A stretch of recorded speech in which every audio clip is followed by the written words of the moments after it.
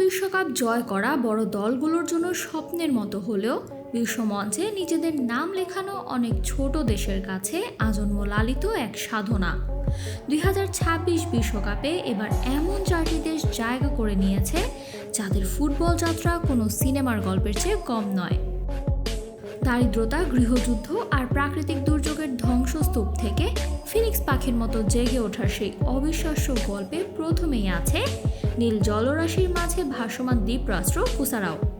রঙিন ঘরবাড়ি আর পর্যটনের আড়ালে এর কঠিন বাস্তবতা হলো এটি কোনো স্বাধীন দেশ নয়, বরং নেদারল্যান্ডসের একটি অংশ মাত্র।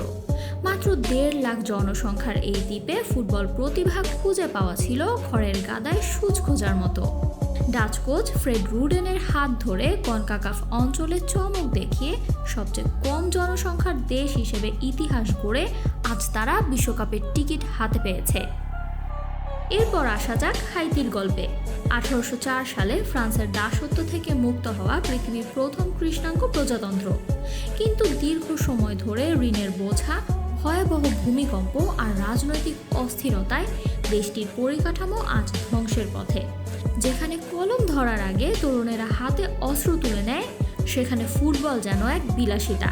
কিন্তু 52 বছরের দীর্ঘ প্রতীক্ষার অবসান ঘটিয়ে সব বাধা পেরিয়ে হাইতি আজ বিশ্বকাপে।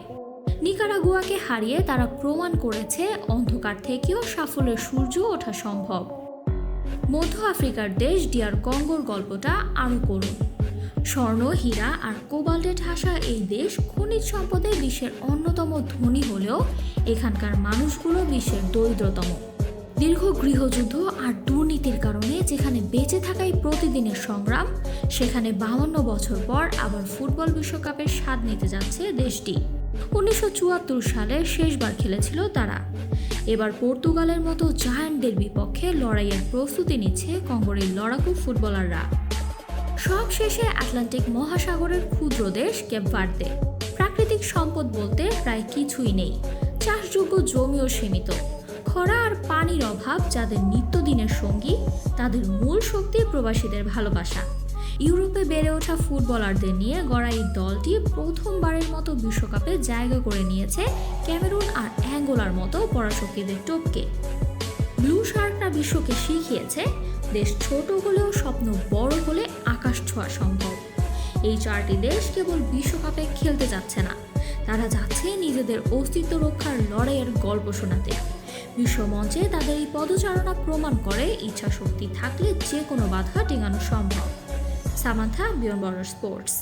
আরও আপডেট পেতে সাবস্ক্রাইব করুন আমাদের ইউটিউব চ্যানেল এবং ক্লিক করুন বেল আইকন। ফলো করুন টিকটক ও ফেসবুক পেজে।